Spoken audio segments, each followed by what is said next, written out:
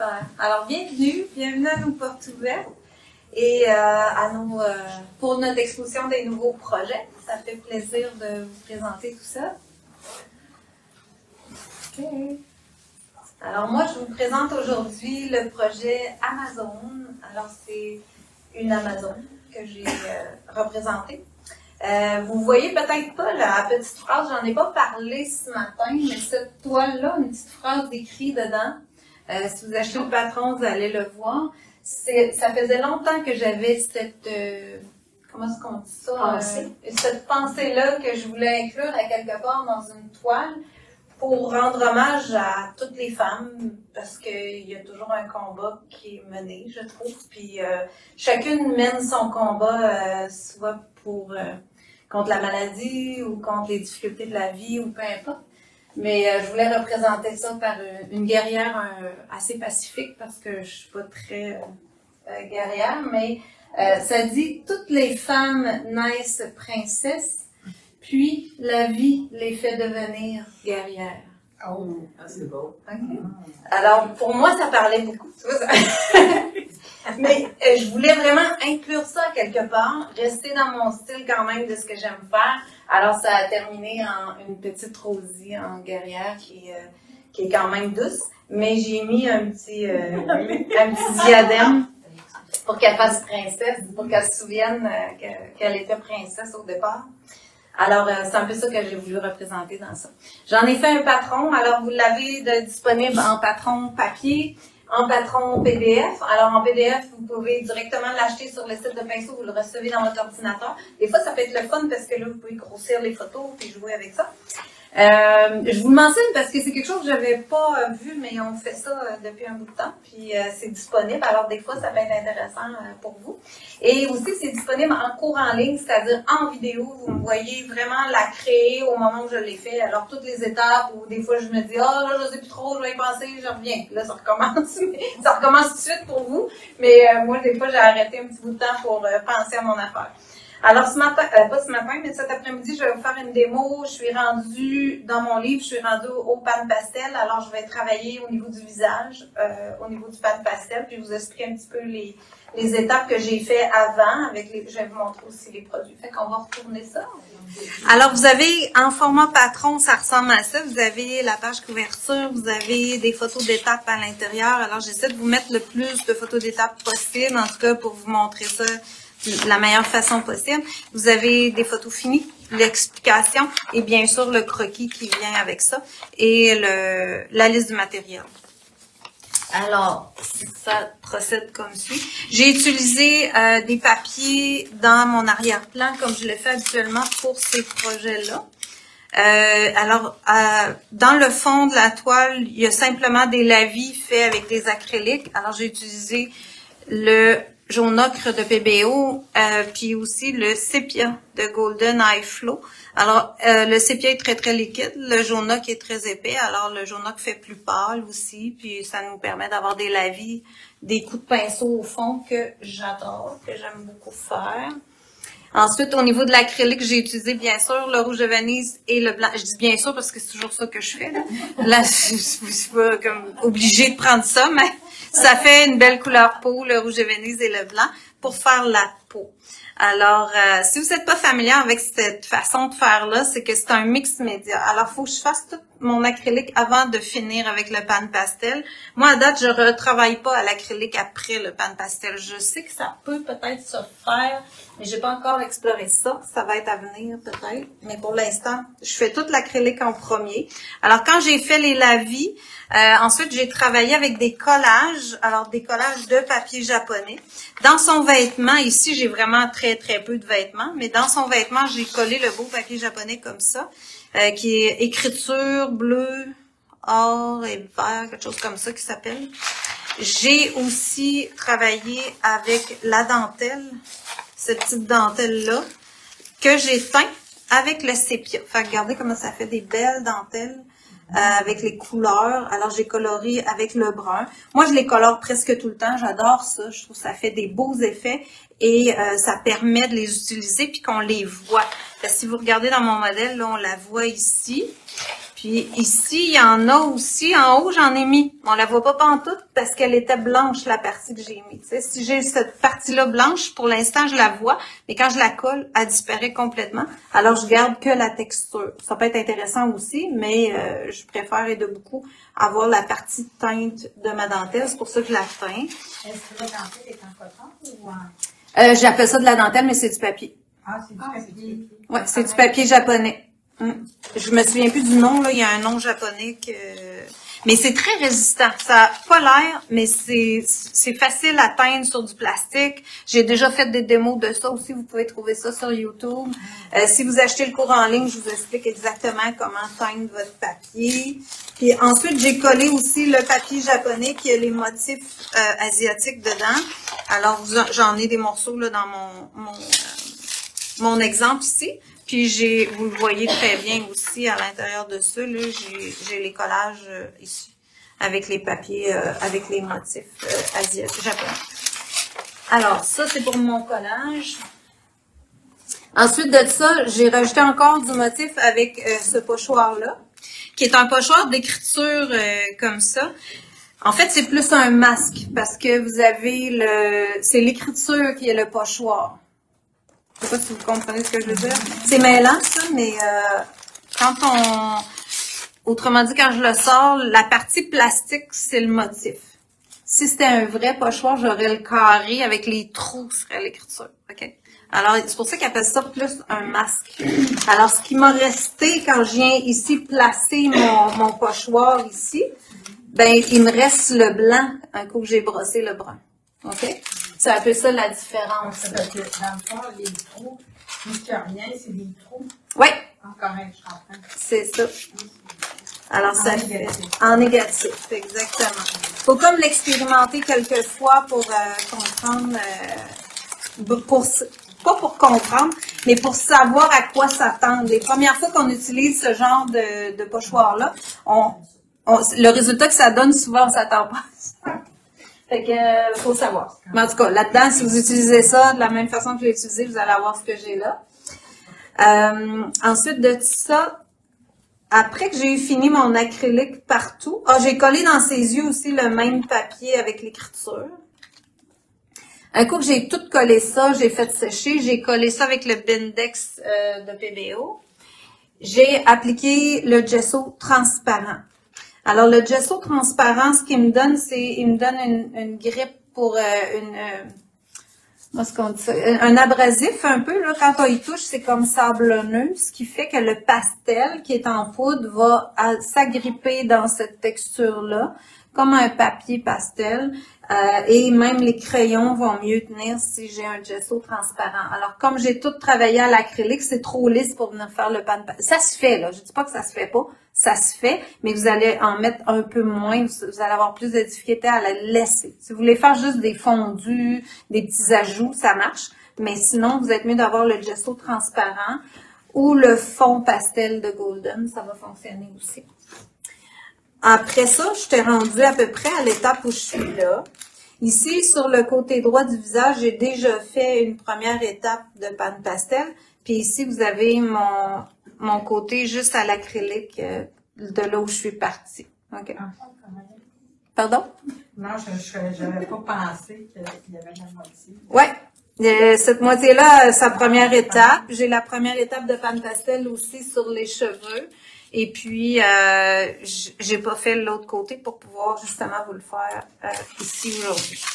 Ça veut dire que le gesso, vous le mettez vraiment avant, parce que ça, quand on Ouais. met le pan pastel, mais vous ne le mettez pas après avoir mis le pan pastel, parce que Ça va s'étendre partout, là, c'est ça. Non, le gesso transparent, il sert vraiment à uniformiser ma base et à donner un soutien, quelque chose dans lequel le pastel peut s'accrocher pour tenir le pan pastel. Ouais, c'est ça. Puis là, ben mes outils de pan pastel, j'utilise beaucoup les outils soft comme ça, là, qui ressemblent un peu à des spatules, avec les petites éponges qui vont dessus. Puis comme vous voyez, je les lave pas. Ben, vous pouvez. Alors, il se vend des refils comme ça. Fait que j'achète les refils. Quand je veux faire des couleurs pâles, je vais remettre une éponge neuve. simplement. Ah, Puis les autres, je les garde. Puis là, comme elle n'est pas super, elle est foncée d'un bord, mais elle l'est pas trop de ce côté-là. Donc, elle pourrait toujours aller dans une couleur moyenne. Fait que je la prends, tu sais, je vais les user comme ça. Puis on lave ça comme ça. Ben, vous pouvez les laver à l'eau avec un savon à pinceau. La vaisselle. Savon à pinceau. En pinceau. Ouais. Encore. Ouais, parce que le savon à vaisselle, j'aurais l'impression que ce serait trop fort pour les éponges. C'est des éponges avec des micros, ils appellent, c'est fragile, ouais. Il faut pas trop les brosser, il faut pas trop les brasser. Puis aussi, je veux juste vous dire que même si vous les lavez, ils reviendront pas roses de même. Fait que vous savez pas nécessairement lesquels vous avez lavés et lesquels sont encore sales. Fait que vous verrez comment vous voulez gérer ça, mais moi, c'est trop compliqué. Fait que je garde ça de même, puis là, je garde un côté pâle, un côté foncé, puis je la vide complètement sur mon linge, puis ça fonctionne super bien, là. J'ai pas de trouble avec ça. J'ai acheté, moi, une première série d'éponges, puis j'ai acheté à date, avec tout ce que j'ai fait, juste un paquet de refils. Fait que c'est pas si pire que ça, là. Même si je les ai pas lavés. Tu comprends? Fait que je me dis, bon, un dans l'autre, là, je m'entends pas les laver. Mais je vous laisse gérer ça, ok? Moi, ça. C'est comme la dernière affaire que je pense. Fait que c'est ça. Fait que là, je peux les essuyer. Ce que j'utilise pour les essuyer, c'est vraiment un linge en polyester doux. Ça fait que je les brise beaucoup moins. Depuis que j'utilise ça, puis vous voyez là, mon linge est devenu tout de suite terre de sienne brûlée parce que il absorbe très très bien ce qui est dans mon éponge, puis je les brise pas du tout parce que c'est doux. Alors c'est vraiment d'utiliser un linge en polyester comme ça qui fonctionne le mieux pour vider vos éponges. Et puis là, ça me permet de revenir travailler avec le sienne brûlé pour les ombrages. Alors je vais aller faire les ombrages comme ici le long de ses yeux. Je vais juste me faire à peu près pareil comme j'ai fait. Je vais le mettre pour le voir. Fait que je viens mettre l'ombrage dans les creux de son visage. Alors, comme ici, je vais aller un petit peu dans les cheveux. Je veux juste vous faire remarquer ici que j'ai rentré vraiment avec ma couleur peau dans les cheveux, puis j'ai fini ça effiloché. Parce que je veux plus tard être capable de venir faire des couettes et des mèches de cheveux qui passent par-dessus son visage. Alors, je préviens tout de suite d'étirer un peu ma peau plus loin pour être capable de revenir faire les cheveux par la suite. Fait que là, je m'en viens, puis je descends mes ongles, puis je viens pas mal les plaquer.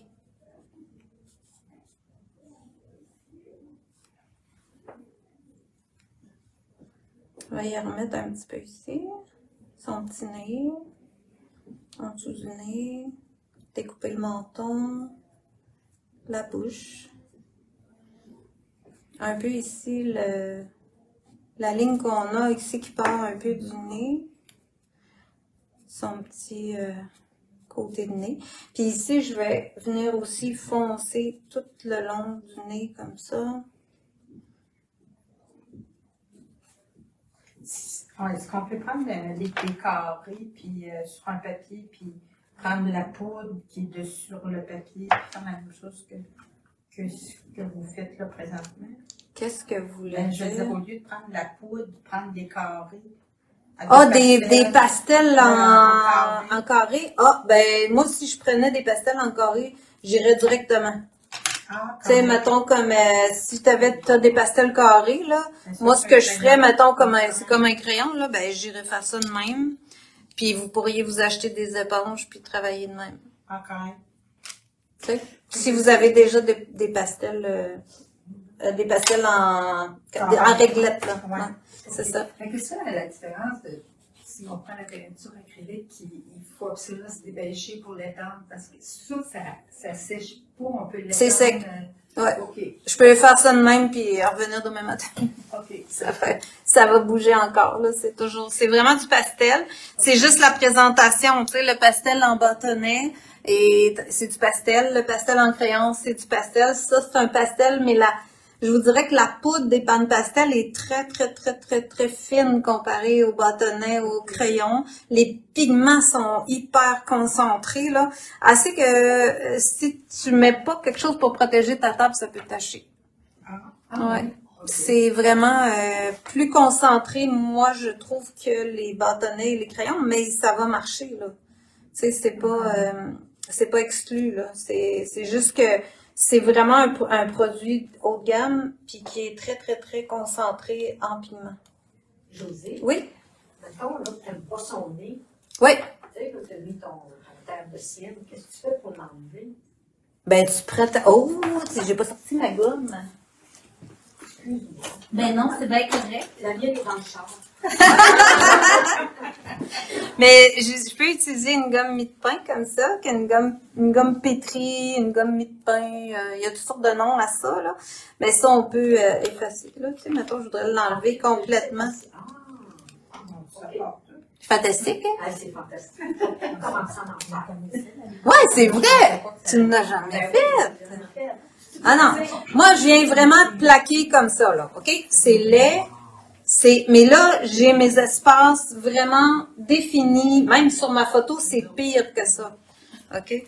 Fait que, on y va comme ça. Là, après ça, avec le blanc, je viens faire mes lumières. Alors là, je fais mes ombres, mes lumières. Fait que ma lumière, je veux que ma joue, c'est mon plus bombé ici, là. Ben, je veux qu'elle avance. Donc, je la fais. Mon menton, je veux que lui, il avance. Fait que je le fais. Après ça, au-dessus de la lèvre ici, ça, faut que ce soit aussi plus bombé que le reste. Alors, je le fais en blanc. Puis là, bon, je peux peut-être dégrader un petit peu. Après ça, je vais rechercher du blanc. Puis là, je veux que son front aussi il ressorte. Ça, c'est bombé par rapport à ça, par rapport à son œil. Je peux avoir un petit peu de blanc là. Fait que les techniques, c'est de commencer par le foncé, puis après ça le pâle ou le... Ça change rien. J'aurais pu faire le blanc. Il touche pas pantoute. Que j'aille fait un ou l'autre avant, ça change rien. C'est plus ta vision des choses. Moi, je vois mieux si je fais mes foncés avant. Mais ça, c'est vraiment à toi de choisir. C'est vraiment une construction de comment tu veux le faire. Puis, moi, j'essaye de vous le simplifier le plus possible pour pas que je vous embarque tout de suite dans le dégradé. Est-ce que j'aurais pu dégrader tout de suite? Bien sûr. Mais si je vous embarque tout de suite là-dedans, là, vous me voyez juste faire le dégradé, puis là, vous allez tout dégrader. Puis des fois, les gens dégradent trop, fait que là, ils se ramassent dans la lumière. Alors, si je le fais comme ça, on dirait que là, tout le monde place les choses plus avant pour voir.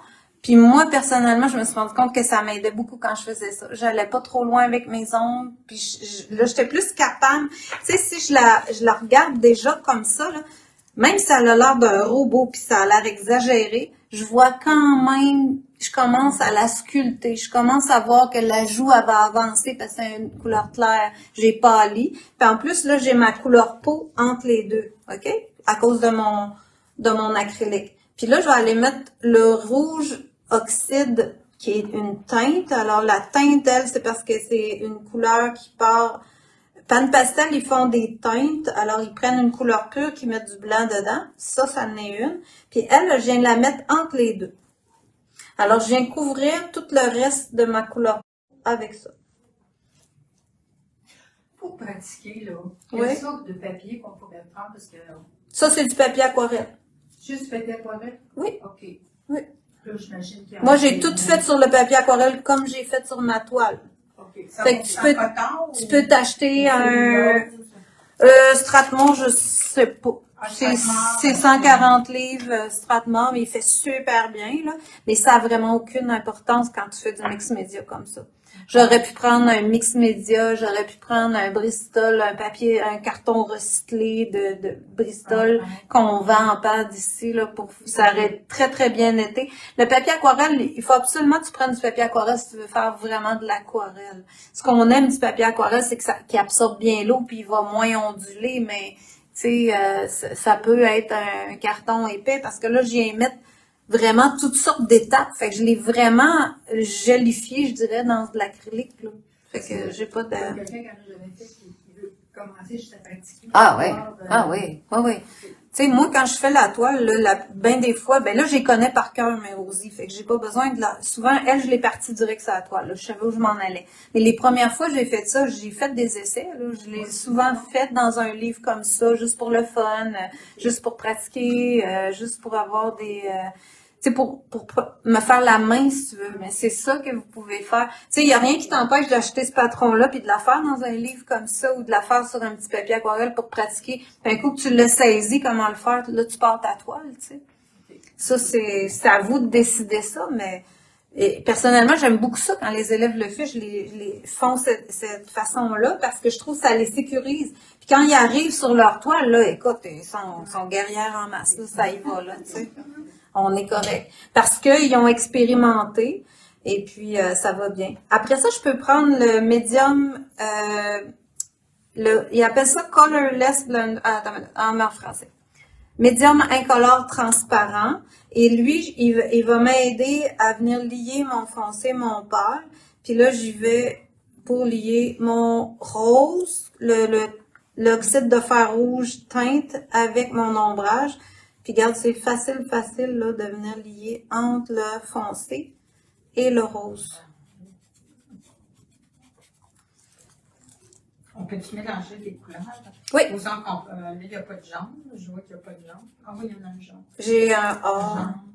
Oh, toutes les couleurs. Ça, c'est mes couleurs que moi j'ai mis là-dedans. Mais t'as toutes plein de couleurs. Fait que je peux venir là, mélanger mon rose ici avec mon ombrage tout partout. Puis je vais tout lier ça comme l'autre côté. Toi, ça en vient plus égal, là. Ici, je ne veux pas trop lier. Je vais travailler plus avec la pointe de mon éponge pour venir y faire un petit ombrage aussi sur le nez. Ici, entre mon rose. Ah, j'ai pas mis mes lunettes, c'est pour ça. Je me disais, mais ça, mais c'est bizarre comment je vois. OK. Ah, ça n'a pas de bon sens, il faut que je recommande. On trouvait ça beau. Non, c'est cool. Tu sais, la fille, elle a pas mis ses lunettes, ça a l'air, c'est tout croche que ce qu'elle a fait. Je suis pas à ce point-là encore, ça a du bon sens. Ici, dans son cou, ben là, je peux venir puis lier ça. Fait que tu vois, j'ai son cou plus foncé, on sent que le menton est plus pâle au-dessus, tu sais, ça, c'est important que ça vienne lier ça. Puis là, je pourrais pas, je travaille tout le temps avec 3 éponges, hein. Je sais pas si vous avez marqué. Une dans le foncé, une dans le moyen, une dans le pâle. Puis là, je peux reprendre mon éponge moyenne. J'ai pris l'éponge moyenne pour faire le mix entre le moyen et le foncé. Puis là, je peux reprendre l'éponge avec le blanc pour venir mixer mon blanc avec mon rose oxyde de fer rouge teinte. Puis là, je vais avoir mon... Puis je pèse pas fort. Ça, souvent... tu sais, puis je mélange pas loin, je les ai placés à la bonne place. Fait que j'ai pas besoin de les amener jusqu'au bout. OK? Puis je vais prendre le temps de juste mixer ça, puis après, je vais décider si j'ai besoin de revenir dedans ou pas. Si j'ai besoin de revenir mettre de la couleur, je le ferai. Mais pour l'instant, là, ça me va. Ah, comment ça va du bon sens? Nous autres, on la trouve bien vite. Oui, c'est bon. C'est bon. Je ne sais pas si les gens ont posé des questions. Avez-vous des questions passées? Ou, j'ai pas vu de questions. José, oui. Du gesso, si on a du pastel ground, ça fait du pareil. Oui, c'est ça. Oui, ça fait pareil. C'est juste que le pastel ground, le fond pastel, lui, il est plus épais. Ah. Fait qu'il va falloir que tu le dilues un petit peu avec de l'eau. OK. Pour avoir une texture justement de gesso transparent. C'est pour ça que moi j'ai finalement opté pour le gesso transparent, parce que à cause que je travaille avec un mix média, que je fais un fond à l'acrylique, il faut que j'aille un fond transparent. Puis le fond pastel de Golden, il est un peu épais, puis il m'opacifie si je le liquéfie pas. Alors il faut que mais oui, tu peux le passer comme ça. Moi, le mien, je l'utilise de temps en temps.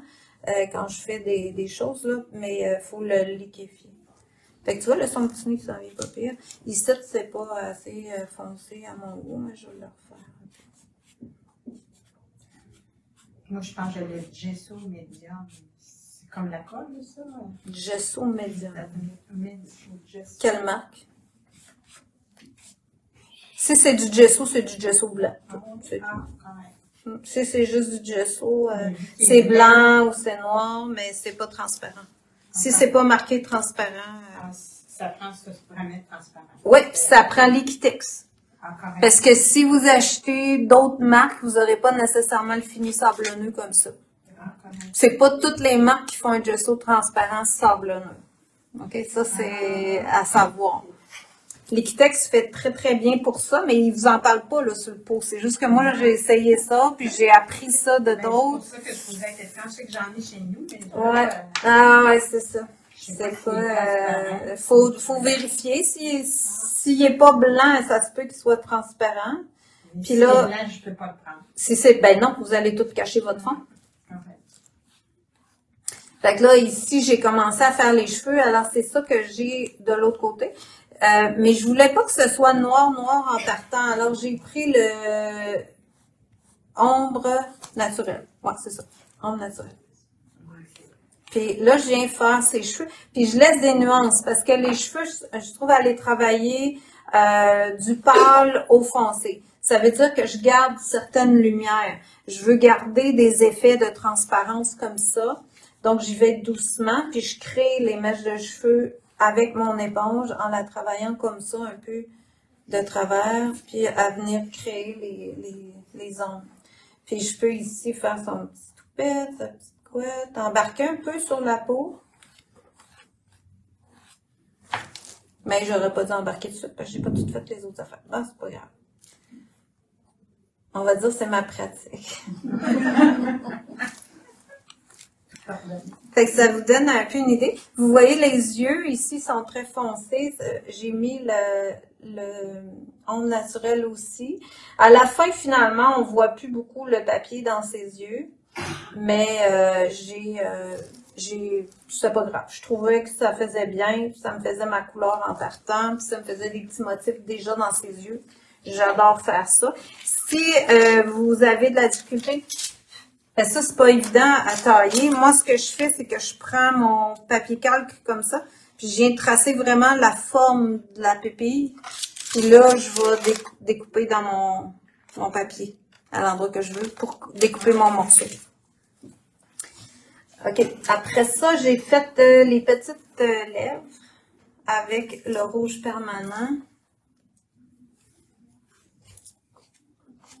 Là, je voulais me rendre un peu à vous faire du crayon, on va voir. Alors, les petites lèvres, on vient déposer le rouge permanent. Puis, vous voyez que je dissout pas beaucoup, là. Tu sais, je vais le chercher puis je le dépose.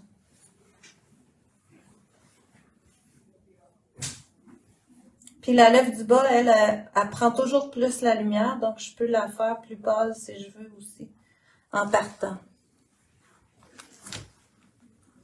Alors, à ma première étape, elle avait un look semblable pas mal à ça. Et puis là, je change les éponges à mesure que je change de couleur. Dans le vêtement, j'ai travaillé avec Grit Paint pour faire le foncé. Fait que de chaque côté ici, dans son vêtement, c'est Grit Paint. Puis les ombrages aussi, mais là, j'en ai pas tellement long à faire. Je vais y en mettre un petit peu, comme ça. Puis j'ai mis un peu de turquoise, comme ça, pour faire le petit chemisier plus. Puis ici, ben je le dissous un peu plus parce que je voulais garder visible un peu le papier.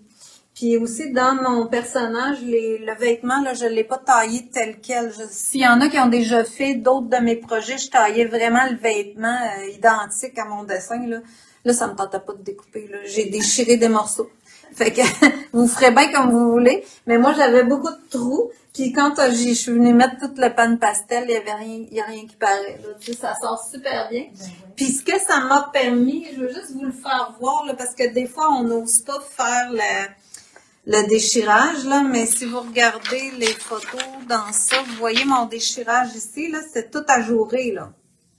Il y a la tresse ici, ici il y a la petite main, mais tu sais, j'ai tous des trous, puis j'ai pas été jusqu'en bas. Alors, ce que ça m'a permis d'avoir, c'est vraiment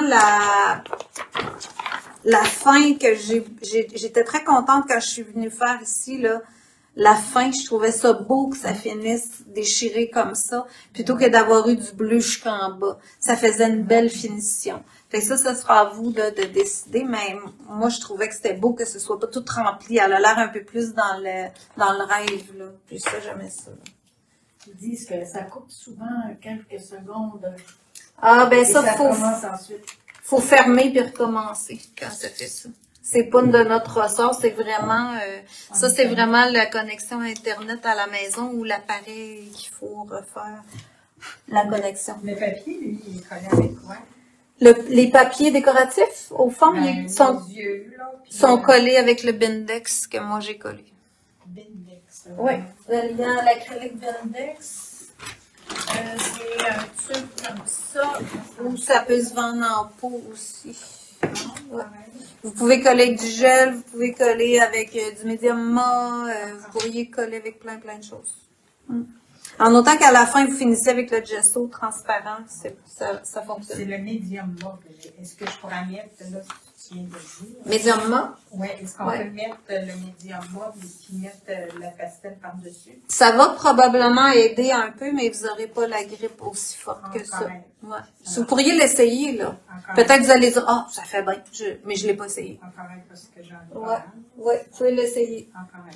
Puis elle, je la voulais un petit peu plus dramatique. Fait que l'autre étape que j'ai faite, c'est que j'ai continué avec le magenta foncé. Puis je suis venue refoncer les ombrages.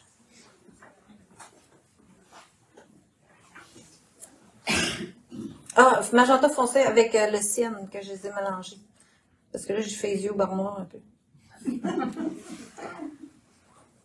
Et je suis venue foncer avec ça. C'est ça.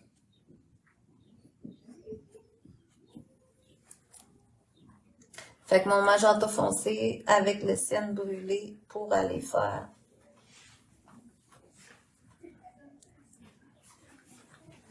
plus foncé un peu au contour. Puis j'ai descendu ici un peu plus bas. Puis entre ces deux étapes-là, là, je le fais tout de suite, là, mais moi, j'avais fixé entre ces étapes-là. Alors, j'avais fixé avec le fixatif Spectrafix pour avoir quelque chose qui bouge plus du tout. Par quelle couleur peut-on remplacer le magenta foncé quand il y en a plus en boutique? Du noir et du magenta. Vous mélangez les deux teintes ensemble dans la même éponge. Ça va vous faire la même couleur. Je vais essayer de trouver un morceau de papier. Attends un peu.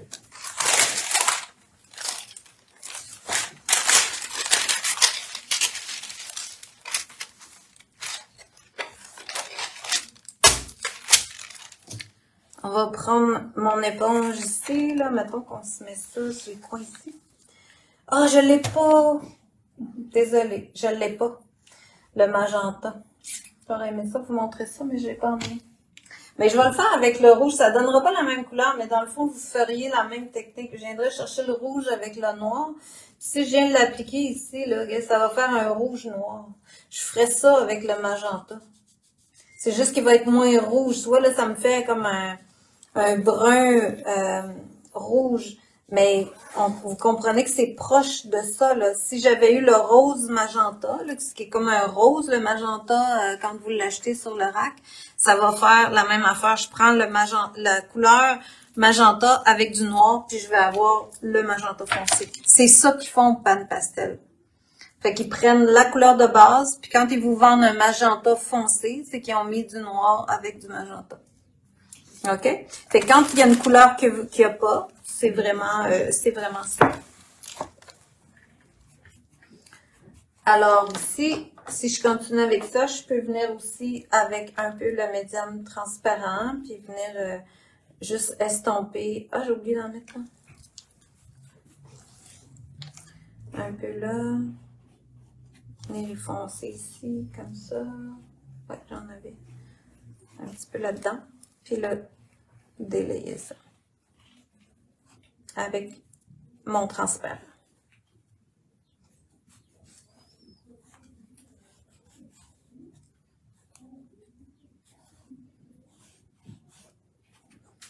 Ça se fait vraiment bien, là. C'est vraiment le fun à travailler comme produit, là, c'est sûr. Puis vous pouvez acheter des ensembles de base là, en pâte pastel. Moi, j'ai vraiment commencé par le kit à 10 couleurs, puis après ça, j'ai rajouté plein de couleurs. Là. Mais c'est vraiment un bel ensemble pour débuter le kit de base. Le pastel, ça se dilue avec de l'eau. On peut-tu, ça se fait-tu, ça?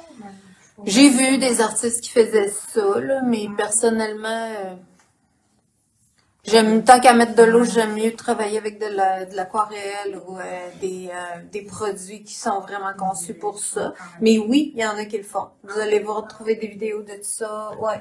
Mais je trouve, en tout cas, c'est vraiment une question de goût, là. Je trouvais pas ça, je sais pas, c'est vraiment une question de goût, mais ça pourrait se faire. Ou avec un médium, admettons comme votre médium mauve, vous pourriez dissoudre avec ça, ça deviendrait comme un acrylique, mettons. Parce que c'est un pigment en poudre, ça pourrait probablement se faire, là, mais j'ai pas développé ça du tout.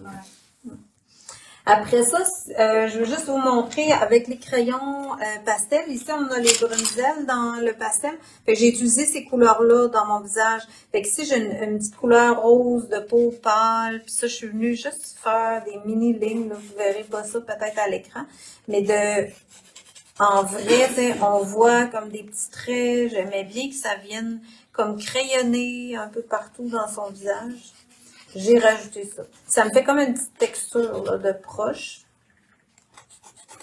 Ça m'a permis de venir y rajouter des lumières à plusieurs endroits. Avec ce petit rose pastel-là, qui est comme un peu une petite couleur peau. Avec le noir, bien sûr, j'ai fait j'ai oublié de sortir mon plastique, je vais me servir de ça. Parce que là, quand vous commencez à avoir travaillé un peu partout, c'est bien pour appuyer votre main d'avoir quelque chose que vous pouvez vous appuyer dessus. Puis, je peux commencer à venir faire les yeux. Même je regarde à l'écran, mais elle est moins avancée que moi. Puis, juste pour me situer, voilà, de venir faire sa paupière. Puis, je pourrais avoir ses sourcils, juste faire quelques petits traits. Déjà, là, ça la définit. Je fais toujours un premier passage avec mon crayon.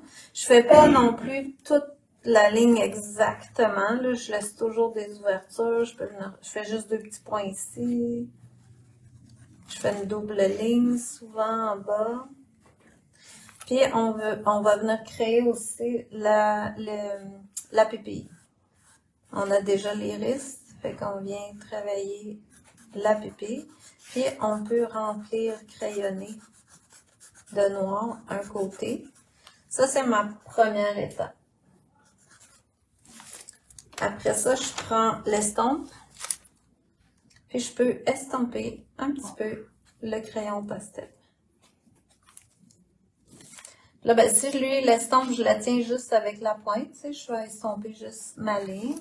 Ici, je peux la pencher pour venir estomper à l'intérieur de la pupille, puis me créer facilement un petit dégradé, amener mon noir jusqu'au bout. Puis là, j'ai pas mal la base de mon œil. Et je me suis servi aussi du pastel qui restait dans mon estompe. Ça peut être le pastel ou le fusain. Hein. S'il y en a qui ont déjà fait mes autres projets, j'utilisais le fusain noir au début. Parce qu'ici, on n'avait pas reçu encore de crayon pastel. Fait que le fusain noir, il fonctionne encore. Là. Il va marcher comme ça. Puis je peux venir y faire beaucoup plus foncé si je veux. De toute façon, je l'ai foncé. Ouais, c'est ça, je l'ai amené un peu plus loin ici. M'adapter avec ça pour faire mon ombrage. Voilà. Puis j'ai ajouté cette fois-ci des petites couleurs dans ses yeux. J'avais le brun que j'ai utilisé dans les flèches dans l'arc, puis j'ai le jaune. Alors je suis venue faire des petits traits pour faire les petites lignes de yeux dans l'iris. Tu sais, c'est juste le fun là, d'y dessiner ça. Mais là, j'ai oublié de faire l'ombrage. J'ai oublié une étape. Alors, les yeux, c'est toujours ombré un peu comme ça. Faut que j'aille un ombrage là. Puis, je viens de dégrader ça dans l'œil. Pour ombrer tout le long. Pour y faire un petit regard un peu fermé. Voilà. Et après, là, j'ai refait des petites lignes. Ah non, ça c'est noir. Avec brun. Comme ça. Un peu plus foncé à l'extérieur. Puis on a une belle petite iris. Puis à la fin, j'ai mis des petits bleus. Pour rappeler le vêtement. Fait que ça fait joli, puis on a une iris plus élaborée. Puis là, ben, je peux revenir avec le noir si je veux foncer. Puis on peut aussi fixer en étapes. Donc, si j'avais fixé, là, je serais capable encore plus de foncer davantage. Puis je pense que les cils, je les ai partis, ouais, c'est ça, un petit peu plus loin. Fait que je viens sortir comme ça avec mon crayon, venir faire les cils dans son œil. Ça ressemble pas mal à ça.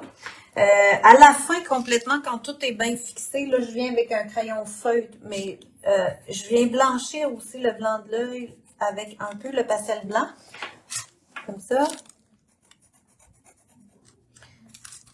Puis, je peux y mettre une petite ligne blanche aussi un peu en bas. Puis, avec le Posca, à la fin, je viens faire des petits points comme ça ici. Puis, le petit blanc dans l'œil pour avoir le regard terminé avec ça. Fait que le pan de pastel, c'est le fun de le travailler avec des crayons à la fin pour aller chercher vos précisions. Comme si vous aimez faire des animaux, exemple, puis vous voulez travailler au pan de pastel, ben ça peut être intéressant d'utiliser les crayons. Alors, j'ai une élève qui fait ça, là, elle fait des super belles affaires, puis on travaille les poils à la fin avec les crayons. On peut tout mettre nos effets de départ avec le pan de pastel, puis finir avec les crayons comme ça. Fait que si je peux venir foncer un petit peu la lèvre du haut, foncer un petit peu en bas de la lèvre du bas pour creuser un peu le petit menton. Puis là, c'est toujours la même chose. Hein? Si c'est trop, je reprends ma mie de pain, puis je viens d'enlever un peu. Comme là, je l'ai mis pas mal. Je peux juste éponger. Ben, je dis éponger, mais juste effacer. Puis je viens y mettre un petit point. Puis estomper dans mon rouge. Même le rouge, là, je me demande, je pense que j'avais fait d'autres étapes, mais c'est pas grave. Je voulais vous parler des crayons, je vous le montre comme ça, là, mais ça se peut que ça soit un petit peu différent dans le patron. Puis j'ai pris le crayon rouge aussi qui vient rehausser là, le haut de sa lèvre.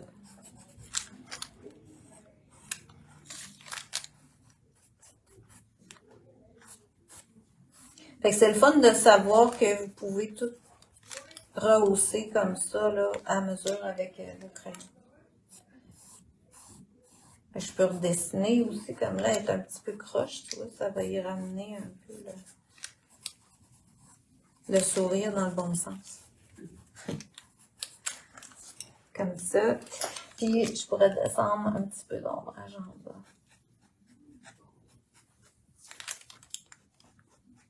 L'estompe aussi, je peux m'en servir pour venir ombrer ailleurs. Tu sais, je peux me servir de ce que j'ai dessus, puis aller colorer ailleurs avec. Puis ça me fait un effet plus intéressant encore. Le côté, j'essaie toujours d'avoir un côté propre. Ça, pour le nettoyer, on vend un petit outil. Là, je ne l'ai pas emmené, mais c'est une petite plaquette avec comme un papier sablé. On peut la sabler puis la ramener toute blanche. Donc, je peux l'utiliser aussi avec les couleurs si je veux estomper.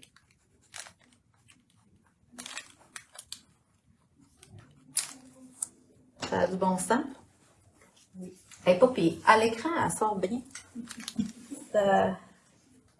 Ici, le nez, là, je fais pas grand-chose, juste une petite affaire soulignée, juste pour dire qu'on le voit. Et puis, c'est vraiment les cheveux que j'ai beaucoup travaillé à venir foncer, comme la séparation des cheveux avec le crayon, comme ça, à la fin. Mais j'ai fait je pense que j'avais fait un passage, je suis pas sûre. Je suis peut-être allée direct avec le crayon. On pourrait, en tout cas, venir crayonner ça. Aller chercher vraiment vos lignes de couette. Celle qui est du côté, l'autre côté, à ta gauche, là, toi. Ici? Ouais, c'est du fait au crayon, ça aussi? Ouais. Oui, oui, juste au crayon comme ça. Là. Je descends ça. Ouais. C'est ça, ça va monter là-dedans.